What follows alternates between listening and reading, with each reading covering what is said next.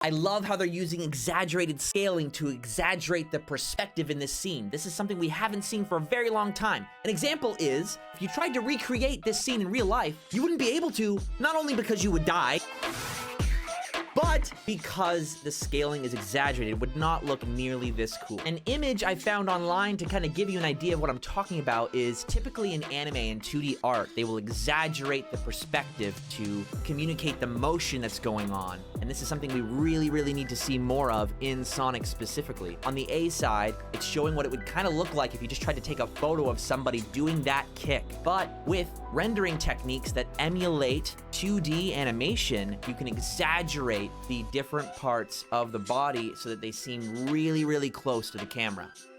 So here, if you didn't notice, Sonic actually winds up a punch and holds his fist out while he goes through a bunch of enemies. Now, his fist is indeed bigger, but again, it's not for the service of the perspective, rather it's to sell the force behind Sonic's fist. The reason we know it's not to sell the perspective is because the shot isn't really focused on Sonic. It's focused on the enemies and the damage he's doing.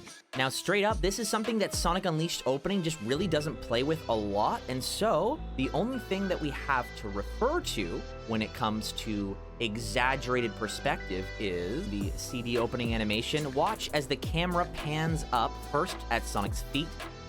The feet and the body compared to the head. The body and the head are almost the exact same size right here. Look at this.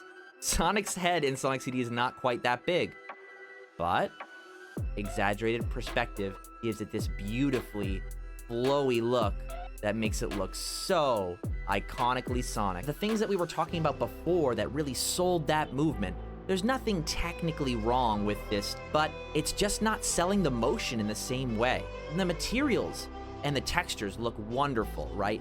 The freeze frame looks really great, and honestly, arguably better than Prime. The problem lies in the fact that Sonic is a cartoony character. They're aiming for ultra realism for a character that's about movement, and where the best part about this animation is observed just looking at one solid still frame. It's not that this doesn't look beautiful, it does. However, when I think about what Sonic's about and where the resources should go for this franchise specifically, it just leaves me scratching my head when they opt for a more stiff animation style that focuses on freeze frames as opposed to movement for a series about movement.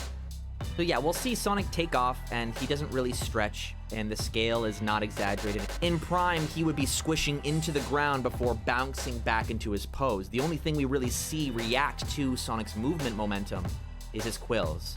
Right, I would say that the materials here kind of look like plastic and clay, and that's totally fine considering how much squash and stretch they're playing with here.